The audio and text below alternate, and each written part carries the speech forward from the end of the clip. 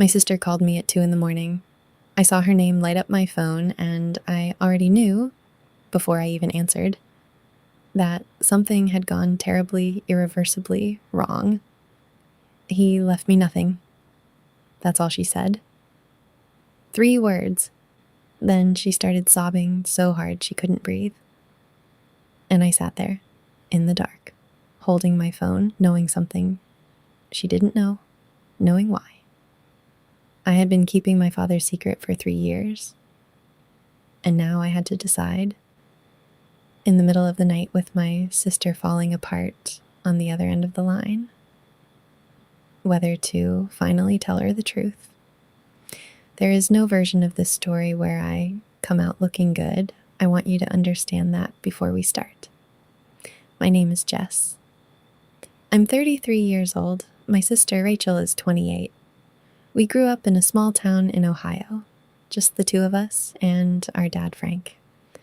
Our mom passed away when I was 12 and Rachel was 7, so it was just the 3 of us for a very long time. Our dad was not a perfect man. He was stubborn, he held grudges, he had strong opinions about everything, and very little patience for people who disagreed with him, but he loved us in his way. That's the thing I keep coming back to. He really did love us in the specific, clumsy, imperfect way that he was capable of. When he died, 14 months ago, pancreatic cancer, 3 months from diagnosis to the end, Rachel and I were both with him. We held his hands, we said goodbye. We thought we were okay. Then came the will reading. I need to give you some context about our dad's money because it matters. Frank was not rich, but he was careful. He had worked the same factory job for 31 years, never took expensive vacations, drove the same truck for 15 years, and had quietly, methodically saved about $180,000 over his lifetime. That was his entire life savings. In the will, I received everything: the house, the savings account, the truck. Rachel received nothing, not less, not a smaller share, nothing. The lawyer read it out loud in a flat, neutral voice, as if he were reading a grocery list, and I watched my sister's face go completely, terrifyingly still. She didn't cry. Not right there. She just went blank. And I sat next to her and held her hand, and I didn't say a word, because I knew. And she didn't. And I had no idea what to do with that. Let me tell you what I knew. 2 years before our dad was diagnosed, so about 3 years before he died, he called me on a Sunday afternoon. That was unusual. Dad wasn't a phone call kind of person. Texts only, usually. Short ones. So when he called, I knew something was wrong. He told me he had been going through his bank statements. He had noticed over about 18 months, small withdrawals, never huge amounts. $200 here, $400 there, sometimes $600, always from ATMs he didn't recognize, in a city about 40 minutes from his house. He had done the math. $43,000 gone. He had changed his banking password. He had set up account alerts. And then the next time a withdrawal was attempted from an ATM in the same city, the bank called him immediately. The card that was used, it was on a secondary account he had opened for Rachel when she was 19, so she could help him pay bills when he traveled for work.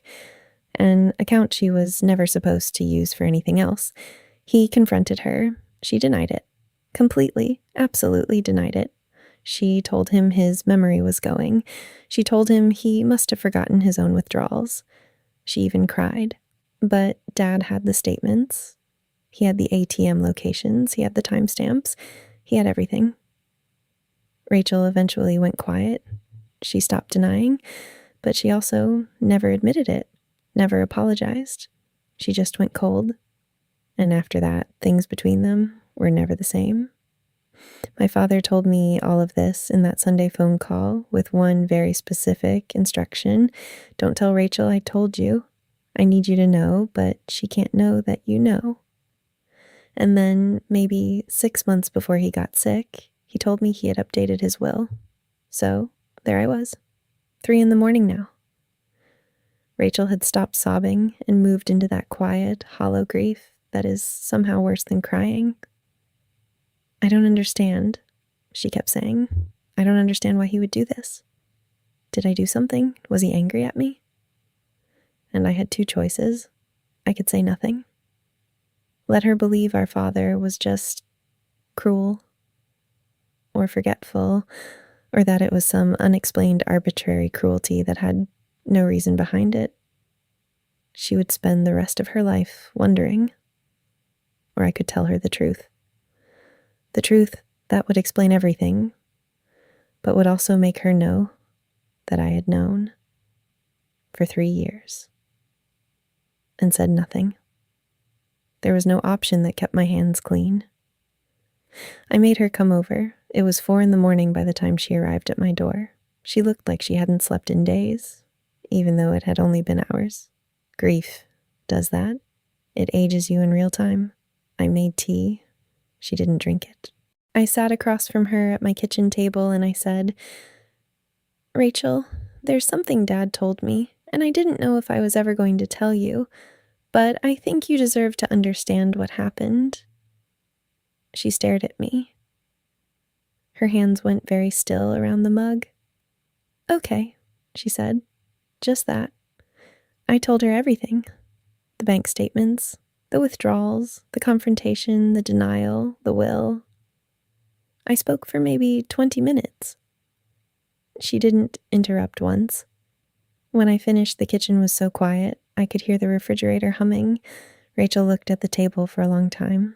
Then she looked at me and, You knew, she said. You knew for 3 years. Yes. And you didn't tell me. He asked me not to. She stood up, she picked up her coat, and she walked out of my house without another word. That was 11 months ago. We have barely spoken since. When we do talk, it's short, surface level. She asks how I'm doing, I ask how she's doing, and then we hang up. The warmth is gone. Something cracked that night in my kitchen, and I'm not sure it can be fixed. I don't know if she's angrier at me or at our dad. Honestly, I think she doesn't know either. What I do know is this. She hasn't denied the money, not once in any of our conversations since. She hasn't said I didn't take it. She hasn't tried to explain it. And somehow that silence tells me everything I need to know about what actually happened. But here's the part that keeps me up at night. I don't know if telling her was the right thing. I genuinely don't. Before that night, she was grieving her father as someone she loved. Someone who, in whatever complicated, imperfect way, had loved her back. Now she's grieving him as someone who knew what she did, who changed his will because of it, who died without forgiving her. Is that better? Is knowing the reason better than not knowing? I have turned that question over in my mind every single day for 11 months, and I still don't have an answer. What I keep coming back to is this. I didn't make the choices that led us here. My sister made a choice, whatever her reasons were, whatever she was going through at the time. My father made a choice about his will. The only choice that was actually mine was whether to tell her. And maybe I made the wrong call. Maybe the kindest thing would have been to let her spend her life thinking her father was just flawed and unknowable and human. Maybe that would have been easier than the truth, but I've never been able to look someone in the eye and let them believe something false when I know different. Even when the truth destroys something, even when it destroys us. So I'll ask you what I can't stop asking myself. Was I wrong to tell her? Should I have kept my father's secret forever? Or did she have a right to know why? Even if knowing it cost us everything, drop your answer in the comments. I read every single one. And I genuinely want to hear what you would have done, because even now I'm not sure I'd do anything differently, and I'm not sure that makes me a good person. If this story hit you somewhere you didn't expect, stick around. There's another one dropping this Thursday that is even more complicated. Subscribe so it comes straight to you. Until then, real stories, real chaos, real talk. I'm Storyboard Reddit,